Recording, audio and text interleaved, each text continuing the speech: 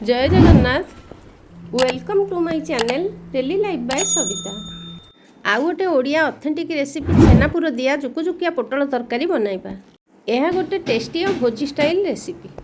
पोटल टमाटो को भल भाव धोई नहीं 8टा पोटल मु व्यवहार करिछि।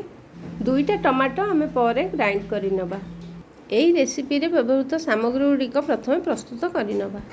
12टा काजू गरम पानी रे 10-15 मिनिट बतुराई नबा।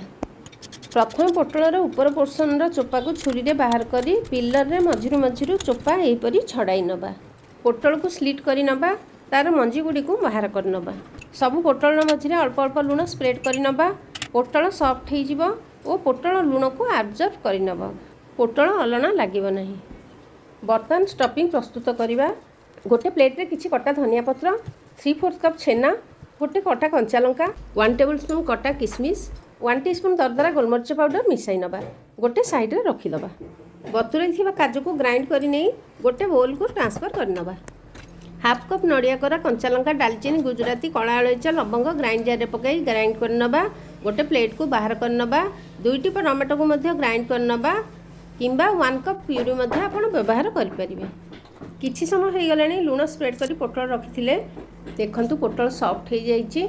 सेथिरु पानी बाहरुछि। सेही पानी को बाहर करी 1 टेबल स्पून तेल गरम हो गला परे पैन रे पकाई नबा।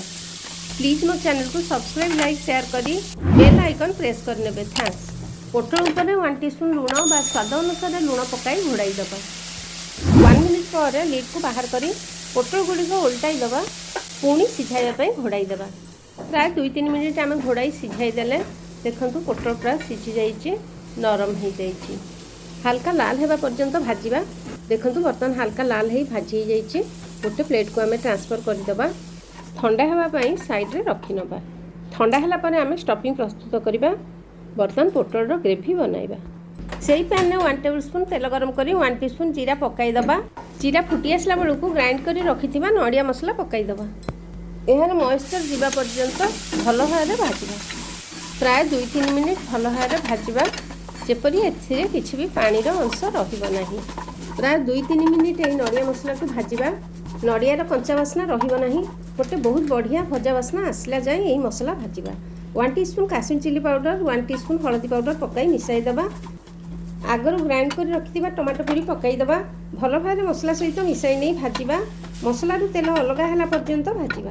देखंतु एही परी मसला भाजिबा केते सुंदर भाव रे मसला भाजी हो जाइछि। भल भाव मसला कषि ही भाजी हो जाइछि। किछि समय सिझिबा पई घोड़ाई दबा। स्लो फ्लेम करि दबा। मसला सिझिला समय मध्य रे पोटल रे छेनार स्टफिंग भरि नबा। देखंतु एही परी भाव रे भाजी की रखिथिबा सब पोटल भितरे छेनार पुरो मु भरि देइछि। एही पोटल तरकारी बहुत टेस्टी।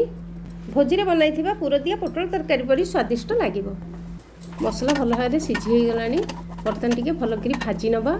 आगरू बाटिकी रखिथिबा काजू पेस्ट को एथिरे मिसाई दबा। भल भाव काजू पेस्ट मसला रे मिसाई गला परे सेतिरे आवश्यकता अनुसार लुण पकाई दबा। काजू जो बोल रे रखिथिले से बोल को भल भाव धोई से पानी को आम मसला रे भल भाव मिसाई नबा। 1 कप गरम पानी मसला रे मिसाई दबा। भल भाव फुटाई दबा। एही परी ग्रेवी कंसिस्टेंसी रहिबो। ग्रेवी भल भाव फुटी आसला परे किछि कटा धनिया पत्र पकाई मिसाई दबा। आपण किपरि ग्रेवी चाहंती सेही हिसाब रे गरम पानी मिसाई आपण ग्रेवी रे कंसिस्टेंसी बनाई पारंती। स्लो फ्लेम करि नबा। ग्रेवी रे पुरो दिया पोटल पकाई 5 मिनिट घोड़ाई कुक करि नेबा। धनिया पत्र रे सजाई दबा। प्रस्तुत हो गला टेस्टी छेना पुरो दिया पोटल तरकारी। 5 मिनिट रु 10 मिनिट याकू रेस्ट करि देबा। ताहाले स्वाद बहुत भल लागि थाए। गोटे सर्विंग प्लेट को ट्रांसफर करि नबा। भात, रुटी, परोटा सहित याकू आपण सर्व करि परिबे। वीडियो केमिति लागिला प्लीज कमेंट सेक्शन रे जणाइबे। धन्यवाद। प्लीज लाइक शेयर करि देबे। प्लीज छेनापुर दिया पोटल तरकारी बनाइबे ओ एहार स्वाद एंजॉय करिबे।